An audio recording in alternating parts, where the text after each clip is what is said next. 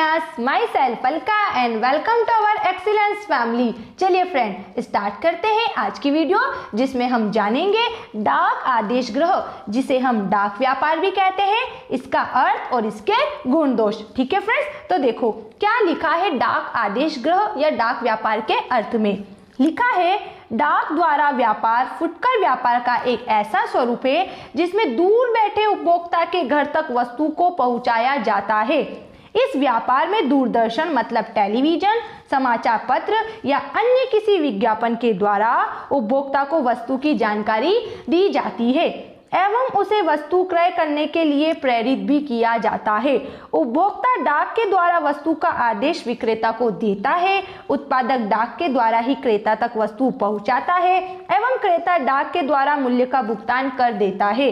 क्रय एवं विक्रय की संपूर्ण प्रक्रिया डाक विभाग की मूल्य दे डाक, जिसे हम वीपीपी वैल्यू पेबल पोस्ट के द्वारा या बैंक के माध्यम से संपादित की जाती है एवं इस प्रक्रिया में मध्यस्थों की समाप्ति हो जाती है।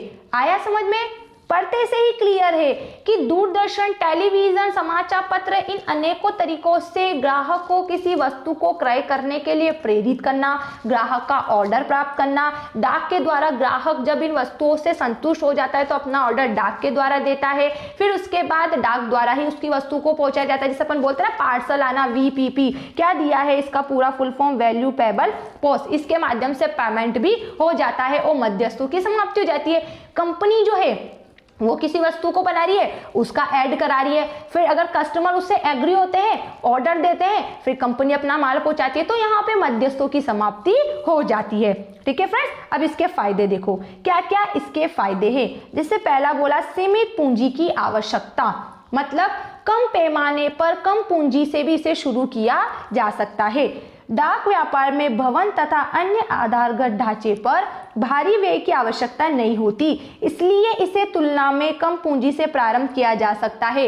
इसलिए इसे, जैसे विभागीय भंडार, यहाँ पे कुछ मिस्टेक हो गई है, हम बोल लेते हैं, हमें याद है विभागीय भंडार बहुसंख्यक दुकानों की तुलना में इसमें पूंजी की आवश्यकता कम होती है। ठीक है फ्रेंड्स, अगला मध्यस्थों की समाप्ति, ये खुद अपना ऐड करती है हर अपनी वस्तु का और खुद ऑर्डर लेती है और खुद ऑर्डर को पूरा करती है, तो बीच में मध्यस्थ रहते ही नहीं है। फुटकर व्यापारी, थोक व्यापारी का कोई रोल नहीं है।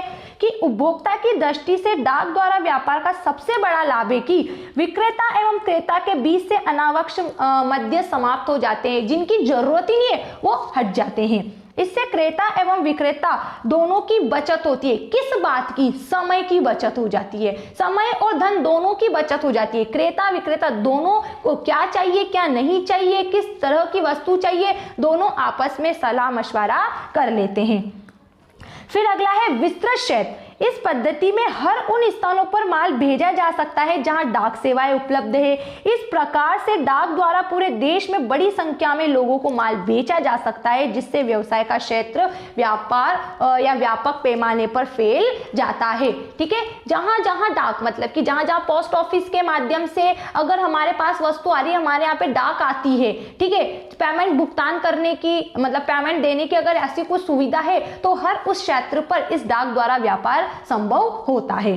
ठीक है फ्रेंड्स, अगला अशोध्य ऋण संभव नहीं। डाक द्वारा ग्राहकों को माल उधार नहीं बेचा जाता, इसलिए ग्राहकों के द्वारा माल का भुगतान न करने से अशोध्य ऋणों की संभावना नहीं है। मतलब कि ऐसे ऋण जो कि अशोध्य ऋण की डूबत ऋण के पैसे डूबने की कोई संभावना नहीं रहती, क्योंकि यहाँ पर भी नगद रूप में काम हो रहा है, उधार कोई माल नहीं भेजा यहाँ पर जाता है, क्योंकि हम ग्राहक से अपरिचित है कि हम उससे फेस टू फेस प्रत्यक्ष संपर्क नहीं होता है, इसलिए यहाँ उधार का कोई मामला ही नहीं है। एंड लास्ट है इसमें सुविधा। इस पद्धति में वस्तुओं की ग्राहकों के घर पर सुपुर्दगी की जाती है, इसलिए इससे ग्राहक द्वारा वस्तुओं का क्रय करना सुविधाजनक हो जाता है। एक प्रकार का ऑनलाइन बिजनेस ही मान लो। ग्राहक घर बैठे वस्तुओं को पसंद कर सकता है, वस्तु का चुनाव कर सकता है, अपनी मर्जी पड़े जितनी वस्तु को मंगा सकता है। ठीक है फ्रेंड्स, और वस्तु डाक के माध्यम से उसके पास आ जाती है। तो एक बार फिर देखो, जिन जिन क्षेत्रों में डाक आती है वहां डाक द्वारा व्यापार आसान होता है। सीमित पूंजी, कम पूंजी से इस काम की शुरुआत हो सकती है। मध्यस्थों की समाप्ति हो जाती है। क्रेता विक्रेता दोनों के बीच संपर्क प्रत्यक्ष नहीं होता है, लेकिन उन दोनों के बीच कोई दूसरा व्यक्ति भी नहीं रहता है। विस्तृत क्षेत्र समाचार पत्रों, रेडियो के माध्यम से जन जन तक इसकी सूचना पहुंचाई जाती है। जहां पोस्ट ऑफिस होता है, जहां डाक विभाग होता है, वहां पे क्या हो जाता है, ये व्यापार करना आसान हो जाता है। अशुद्ध ऋण, पैसे डूबने की कोई संभावना नहीं है क्योंकि अपना माल उधार नहीं बेचती है, सारे काम नगद में करती है। और सुविधा, ग्राहकों को घर पहुंच सेवा इसमें प्राप्त होती है, ग्राहकों को कहीं दूसरे स्थान पर वस्तु खरीदने नहीं जाना होता है। ठीक है फ्रेंड्स, अब देखते हैं इसके दोष। जहां इसने हमको इतने फायदे बताए हैं वहां इसके कुछ दोष भी तो हो सकते हैं, तो दोष को हम हानि भी बोलते हैं। तो पहला लिखा है यहाँ साख सुविधा।